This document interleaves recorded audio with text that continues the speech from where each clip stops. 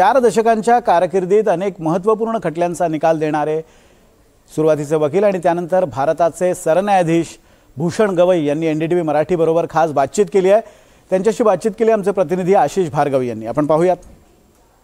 नमस्कार, हमारे साथ हैं जस्टिस भूषण रामकृष्ण गवई, जो देश के 52वें मुख्य न्यायाधीश हैं और अब सेवानिवृत्त हो गए हैं। बहुत बहुत शुक्रिया जस्टिस गवई आपका एनडीटीवी पर आने के लिए। और आपके घर हम आए हैं, देख रहे हैं कि आप इतनी खूबसूरत, इतनी अच्छी आपने बुद्ध की मूर्ति लगाई है। तो सर, आपसे हम जानना चाहेंगे कि अब जो 2 दिन आपके हुए हैं कैसे गुजरे हैं।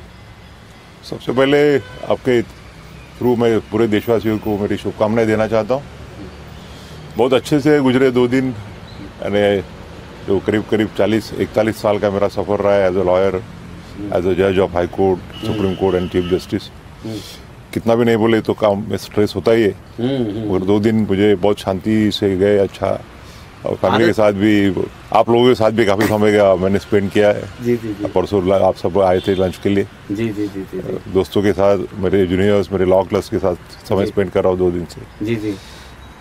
एक खालीपन सा महसूस होता होगा जस्टिस गवई? नहीं, खालीपन तो बिल्कुल अभी नहीं, अभी देखते हैं। और अभी कल ही सूर्यकांत साहब ने ओथ ली है।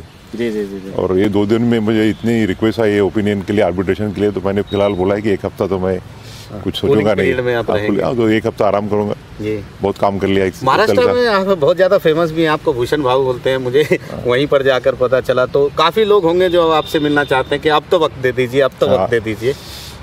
आपने देखा होगा कि गए 2 दिन से, जब मेरा कल जन्मदिन था, जी जी, और 21 तारीख को मेरा सेरेमोनियल सिटिंग था, फेयरवेल था, तो उसके लिए महाराष्ट्र में से सभी जगह से काफ़ी लॉयर्स वगैरह आए थे। जी जी जी। तो चाहते हैं, और मैं तो जाऊँगा।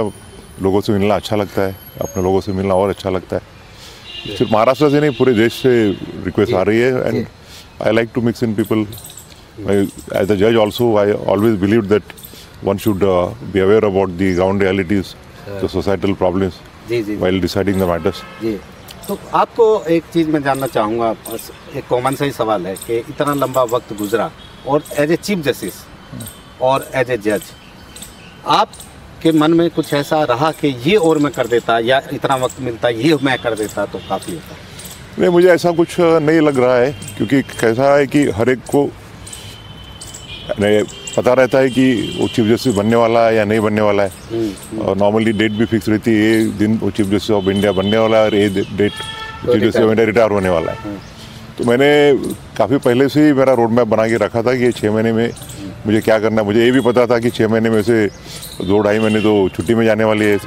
समर वेकेशन, क्रिसमस वेकेशन और दिवाली वेकेशन। क्रिसमस वेकेशन नहीं, दिवाली वेकेशन और दशहरा वेकेशन। तो जो चीज़ें मन में ठहराई थी करने की है, आपने देखा होगा मैंने पहले हफ्ते ही काम चालू कर दिया था। Within a week of I taking over, within 2 weeks the first collegium met, we decided recommendations of the names of 3 जजेस फॉर द कॉलेजियम। काफ़ी ट्रांसफर्स के, काफ़ी चीफ जस्टिस के, तो पहले से ही तय किया हुआ था कि क्या करना है। तो आई एम रियली कंटेंटेड कि whatever I desired to do in that short period of 6 months, I could fulfill that. Collegium की बात करें तो लोग सवाल उठाते रहते हैं, कॉलेजियम ऐसा है, कॉलेजियम जजों के बच्चों को जज बनाता है, आपका प्रोफाइल है वो वहाँ फिट नहीं होता है, आप भी जज के बच्चे नहीं हैं, फर्स्ट जनरेशन अलग से आप एकदम से, पिताजी ने कहा था वकील बन जाओ, जज बन जाओ, सेवा करेंगे। ऊपर से फिर कोई सवाल उठाने लगते हैं, रेजोल्यूशन अब अपलोड होने बंद हो गए, कॉलेजियम में ट्रांसपेरेंसी नहीं है, कहते सब हैं। और ख़ासतौर पर वो लोग भी इसमें शामिल हैं जो कॉलेजियम के जरिए आए और आकर रिटायर होने के बाद ऐसा कहे। आप उसका एक उदाहरण है, सूर्यकांत उसका एक उदाहरण है, आप इस पर क्या कहेंगे? एक गलत चीज़ है। देखिए, आपने कहा, मैं भी एक छोटे से गांव से, अमरावती जैसा गांव है जहां मेरा जो बर्थ हुआ, तो ऑलमोस्ट एक सेमी स्लम एरिया था। वहाँ मैंने आई वाज बॉर्न देयर। मेरा इनिशियल स्कूलिंग जो हुआ वो municipal school, semi school area में थे, जहाँ हमको बैठने के लिए ज़मीन पे बैठना पड़ता था। सूर्यकांत जी भी एक छोटे से खेड़े से आके एग्रीकल्चर फैमिली से आए। मेरा भी, मैंने ऐसा बैकग्राउंड देखा जाए तो एग्रीकल्चर बैकग्राउंड है।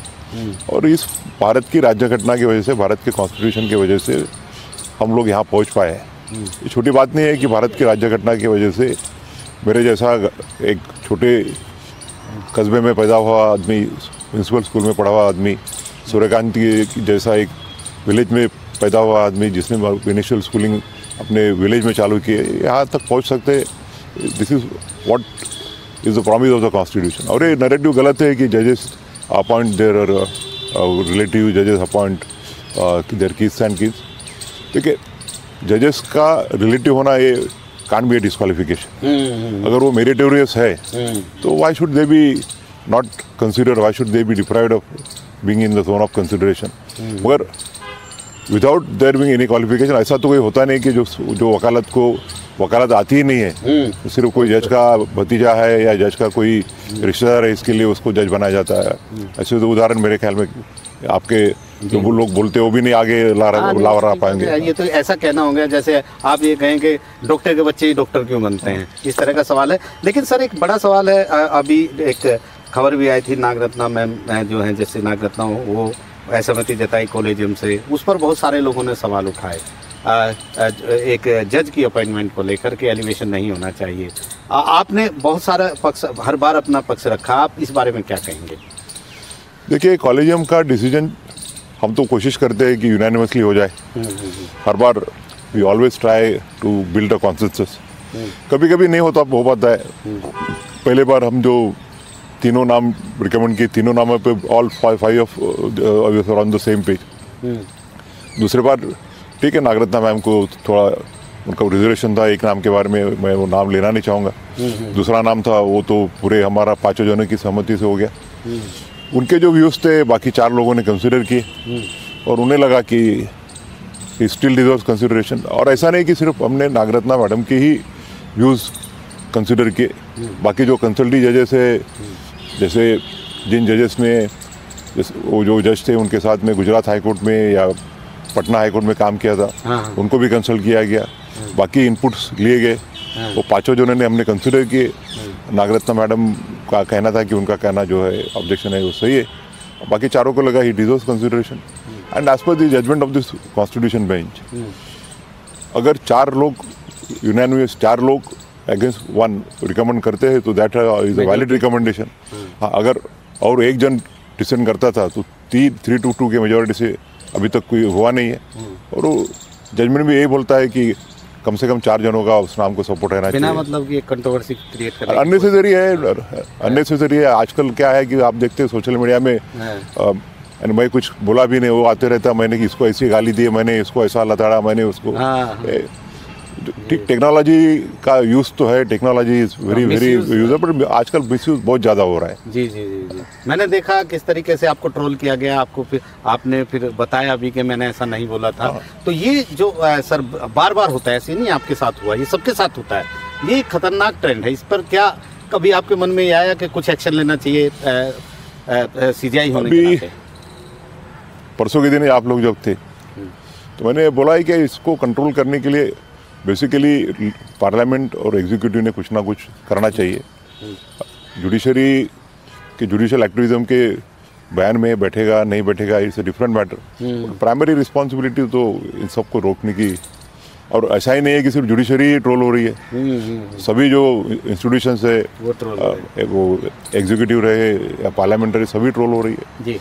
ट्रेंड गलत है बट क्या करे जी जी। लेकिन इसी से सर एक सवाल होता है, हमने देखा इतने साल मुझे भी हो गए सुप्रीम कोर्ट में, कि आपको लगता है कहीं ना कहीं एक प्रेशर ग्रुप है जो ये देखता है कि हमारे फेवर में अगर कोई फैसला या कोई आदेश नहीं आता है तो अचानक से ट्रोलिंग शुरू होती है, ऐसा, या केस आने से पहले इस तरीके की बातचीत होनी शुरू होती है, ये ऐसा है, इसने ये कर दिया वो कर दिया। और जब उनके फेवर में आता है तो ठीक है, अगर फेवर में नहीं आ रहा है तो जजों को पर्सनली भी अटैक करता है। वो तो देखा गया अपने, आजकल तो हम देखते हैं कि आज केस लगा है तो सुबह पेपर में आ जाता है कि इस केस में क्या क्या होने वाला है, क्या होना चाहिए। ये गलत है, बिकॉज अल्टीमेटली द जजेस have to decide on the basis of the papers that are before them. एक आधी केस एकदम आइडेंटिकल लगे मगर उसमें अगर समझो थोड़ा सा 5-10% भी डिफरेंस रहा तो नतीजे अलग अलग हो सकते हैं। और जैसा कि मैंने उस दिन बोला कि सिर्फ सरकार के विरोध में ही सब निकाल देंगे, निर्णय देंगे तो ही वो जज इंडिपेंडेंट है, ये गलत नैरेटिव है। हम हमारे सामने पक्षकार कौन है ये देख के डिसाइड नहीं करते, हमारे सामने वो पक्षकार की केस क्या है वो देख के डिसाइड करते। तो ठीक है, कुछ मामलों में हम सरकार के बाजू में भी निर्णय देते, कई मामलों में सरकार के विरोध भी निर्णय देते हैं। इसका मतलब ये नहीं कि हर मैटर में हमने सरकार के विरोध में ही निर्णय दिया जाए तो ही हम इंडिपेंडेंट जज है, नहीं तो फिर जजेस आर बायस्ड और जजेस are partisan. This narrative is totally wrong. एक अभियान चलाया जाता है कि इन्होंने ये कर दिया, ये ऐसे हैं, ये ऐसे हैं। एक और ट्रेंड हमने देखा है सर, नया कोई सीजीआई बनने वाले होते हैं तो ऐसा ही एक अभियान शुरू होता है कि इनका ये है, इनका तो वो था, ऐसा था। ये बहुत खतरनाक किस्म का ट्रेंड है। ये कहीं ना कहीं डैमेज तो असर करता होगा, या आप लोगों को जब अपने बारे में उल्टी सीधी चीज़ें खबरें पता चलती हैं तो महसूस तो होता होगा कि ये क्या है। मैं तो सोशल मीडिया को देखता ही नहीं हूँ, कभी कभार आधा एक मिनट देख लिया, क्योंकि अगर इन चीज़ों को देखते रहे आप लोग तो अननेसेसरली, यानी आदमी कितना भी कोशिश करे पर बैक ऑफ द माइंड थोड़ा बहुत तो रहता है। तो मैं टोटली इग्नोर करता हूँ, देखता ही नहीं हूँ। और ये ट्रेंड तो गलत है, ये तो मानना ही पड़ेगा। जी जी जी जी। लेकिन इसका सॉल्यूशन किसी के पास नहीं है फिलहाल।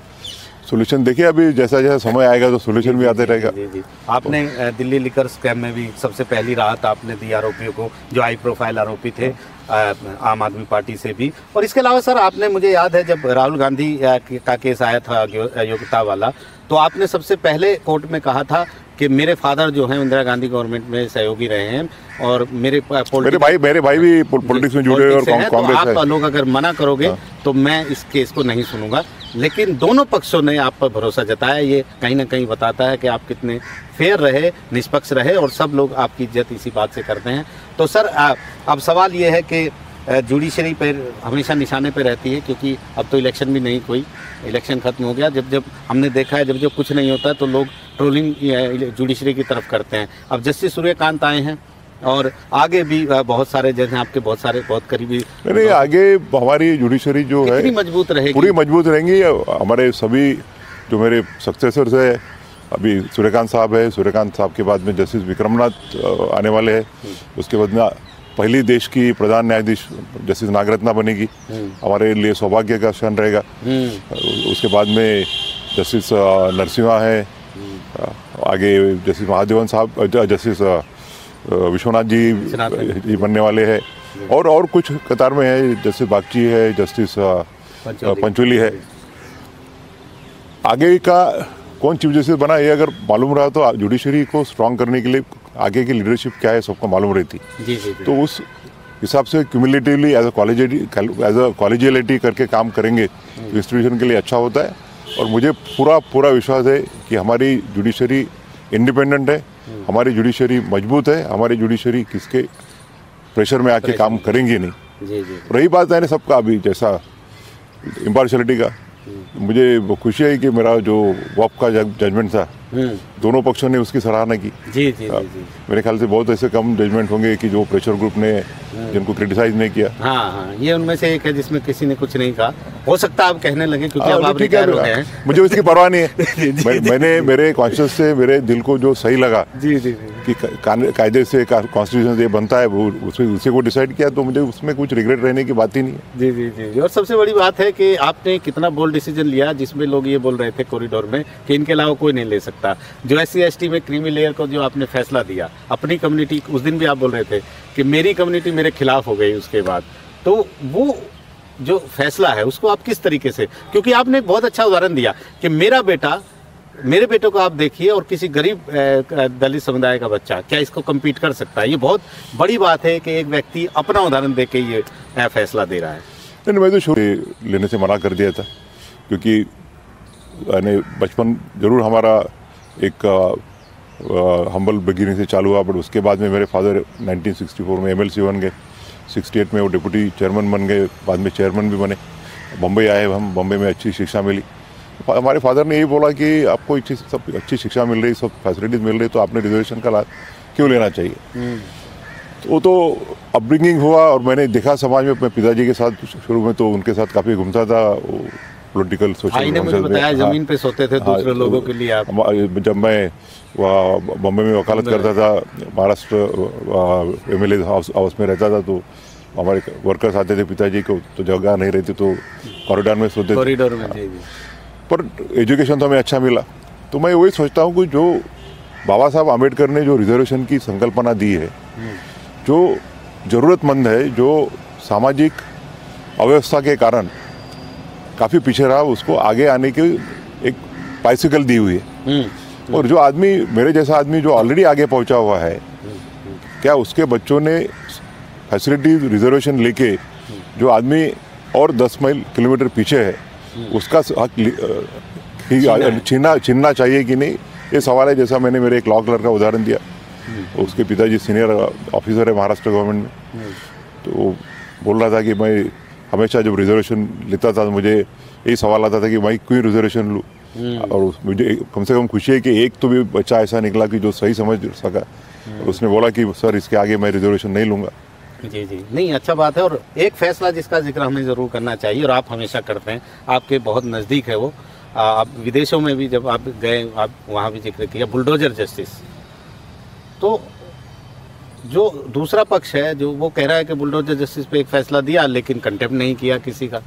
तो बुलडोजर जस्टिस क्योंकि आप जिक्र करते हैं, एक बड़ा फैसला था, क्योंकि पहले दिन आपने मन बनाया था ये कहते हुए कि किसी आरोपी, क्योंकि सिर्फ आरोपी है, उसका घर आप नहीं तोड़ सकते। मैंने तो आगे जाके ये भी बोला, सिर्फ आरोपी नहीं, अगर कोई कन्विक्ट भी है तो वो कन्विक्ट की शिक्षा आप उसके घर को नहीं दे सकते। जी जी जी। उसके घर में जो उसकी बीवी, बच्चे, माँ बाप, भाई वगैरह रहते होंगे, how can they B penalise for that. अभी उसमें मुझे बता रहा था, खुद भी बोल रहे थे कि मैंने सिर्फ सुना, मैंने फैसला सुना के छोड़ दिया और कंटेम्प्ट नहीं की। उसके बाद में जो समय कम, पहली बात तो ये कि जो प्रॉब्लम था वो पैन इंडिया बेसिस पे था, इसके लिए हमने उसी में सबको गाइडलाइन तैयार करके सभी को बोला था इसका अगर वायलेशन होता है तो आप हाईकोर्ट में जा सकते हो डायरेक्टली। और हाईकोर्ट इज मोर इक्विप्ड, क्योंकि वहाँ के लोकल प्रॉब्लम से लोकल ऑफिसर्स को बुला के उसका सोल्यूशन हो सकता है। हमारे सामने भी कुछ कंटेम्प्ट मैटर्स आए, मगर आपने देखा होगा कि मैंने इन पीरियड्स में एक भी छुट्टी नहीं, मेरी सब साल में 2 छुट्टियां रहती थी, एक मेरे फादर की बर्थ एनिवर्सरी और एक फादर की पुण्यतिथि। 2 दिन में मेरे गांव में जाता था, और अनफॉर्चुनेटली मैं थोड़ा बीमार पड़ गया तो 4-5 दिन की वो छुट्टी। उस दिन में आपने ऐसा एक भी दिन नहीं देखा होगा कि मैं सुबह से 4:30 बजे तक कोर्ट में नहीं बैठा हूँ। नहीं, बिल्कुल सही। और उस समय जो मैटर्स ले सकता था मैं प्रायोरिटी पे जो आए, बहुत से आपने देखा होगा कि मेरे इवन CJI के कार्यकाल में या उसके पहले के कार्यकाल में जो उस समय इम्पोर्टेंट लगते मेंशन किए जाते हैं केसेस। अभी आपने देखा होगा कि जुडिशरी के रिफॉर्म्स के संबंध में मैंने कम से कम कुछ नहीं तो 5-6 जजमेंट दिए होंगे इस पीरियड में। एनवायरमेंटल इश्यूज जो है उसके वो ऊपर कम से कम 18 मेरे फुल प्लेज जजमेंट है, और ऑर्डर्स तो सैकड़ों ऑर्डर्स है, जिसकी वजह से इस देश का पर्यावरण जो है, पर्यावरण का हित होना चाहिए, हमारा ग्रीन कवरेज बनना चाहिए, हमारा वाइल्ड लाइफ प्रोटेक्ट होना चाहिए। तो प्रायोरिटीज देख के जो मैटर्स आते हैं वो जितने समय हम कर सकते हैं उतनी करने की कोशिश की।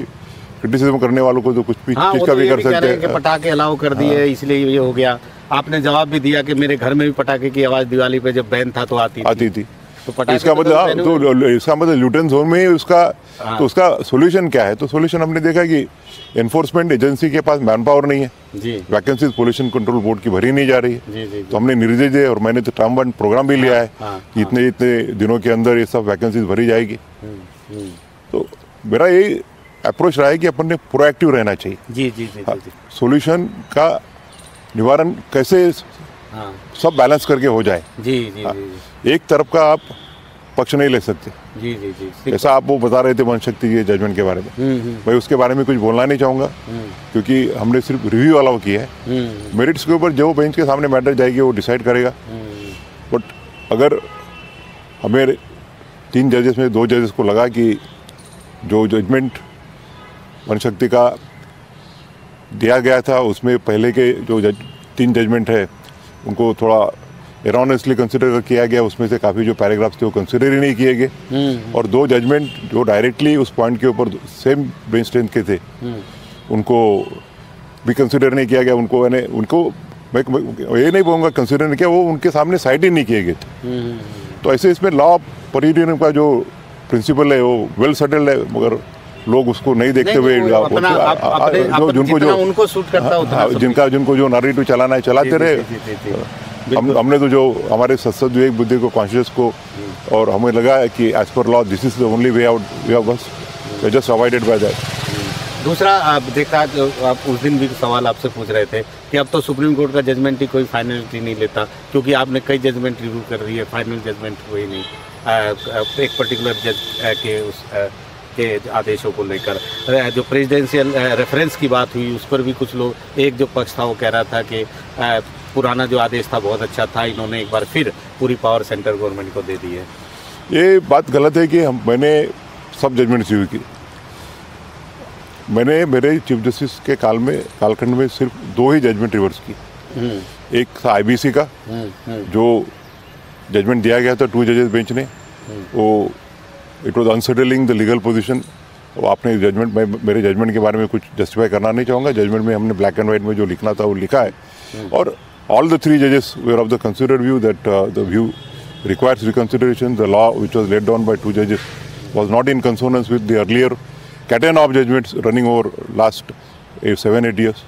तो ऐसे इसमें अगर हम उसको रिकॉल नहीं करेंगे तो we will be failing in our judicial division. वन शक्ति के बारे में आपको बोला मैंने कि, और तीसरी बात है जो प्रेसिडेंशियल रेफरेंस की, अगर president of India who is the constitutional head of the country अगर कुछ कॉन्स्टिट्यूशन के इंटरप्रिटेशन के बारे में सवाल देती है कोर्ट, सुप्रीम कोर्ट को, और ओपिनियन मांगती है, तो it is our duty to answer that question. और उसमें हमने तो क्लियरली बोला है कि हम उसको स्टेट ऑफ तमिलनाडु में जो इंटरस्टेट डिसीजन हुआ है उसको हम रिवर्स नहीं कर रहे। We are only considering the legal position, we are interpreting the constitution, and that interpretation is also on the basis of the earlier judgments of the other constitution bench. वही sir, क्योंकि कुछ लोग ये भी बोल रहे थे कि अगर कोई जज असहमति जताता है, डिसेंट वो करता है सुप्रीम कोर्ट में, तो इसका मतलब ये भी समझाना चाहिए कि सुप्रीम कोर्ट में जो कहा जाता है कि जज जो है अपनी मर्जी, सीजीआई सेंट्रिक कोर्ट नहीं है, जज की अपनी भी मर्जी चलती है उसमें।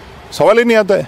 अभी समझो कोई मैटर दूसरे बेंच के सामने है, तो मैं तो उन जजेस को बोलूँगा नहीं कि आप ऐसा डिसाइड कीजिए।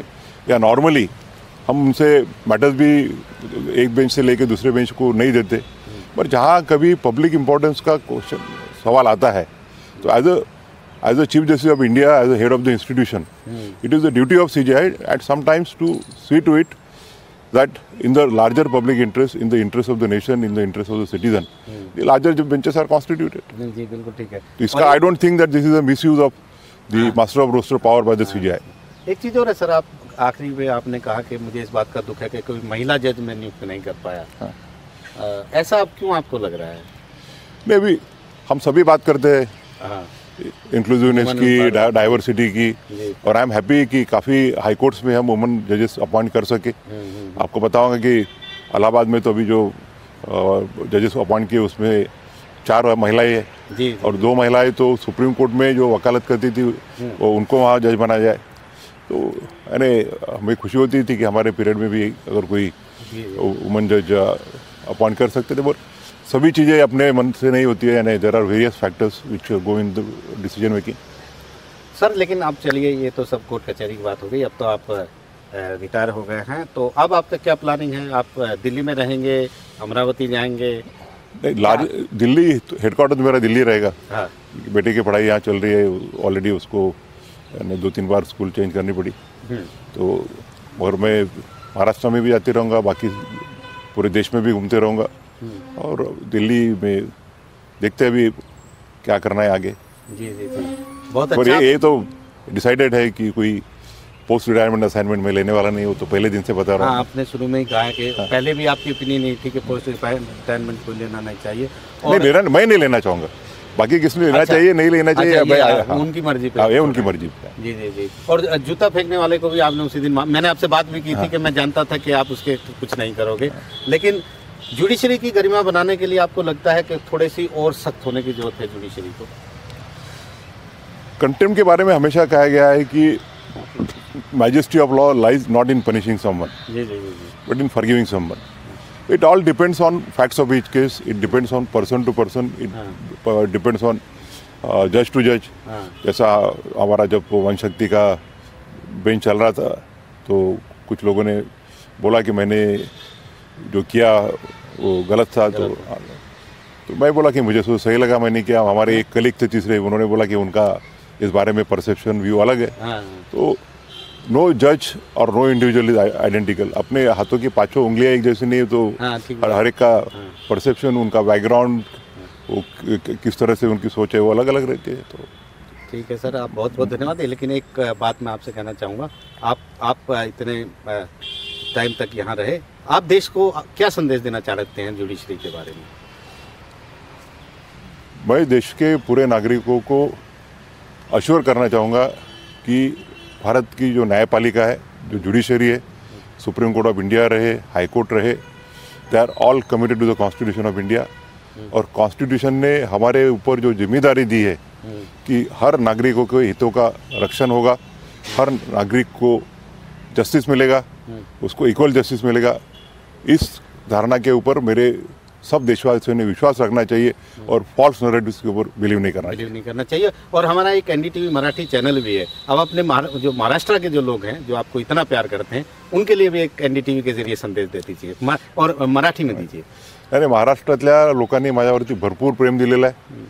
मी जिथे जिथे काम केलं, अमरावती असो, नागपूर असो, औरंगाबाद असो, मुंबई असो, कोल्हापूर में बेंच आणि म्हणजे कर्मचारी संघाने माझ्या मनात कोल्हापूरच्या बेंचचा प्रश्न हा खूप जवळचा होता आणि माझ्या कार्यकाळात कोल्हापूरला बेंच झालं। त्या कोल्हापूरच्या जनतेनं माझ्यावरती जो प्रेमाचा वर्षाव केला त्याबद्दल मी माझ्या मनामध्ये शब्द निघत नाहीत की मी कुठल्या शब्दामध्ये त्यांचा आभार प्रदर्शन करू।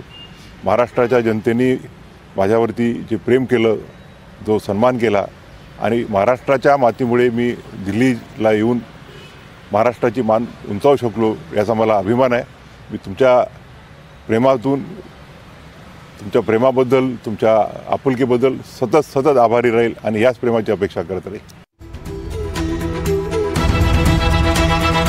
हे आहे NDTV आणि आपण पाहत आहात NDTV मराठी।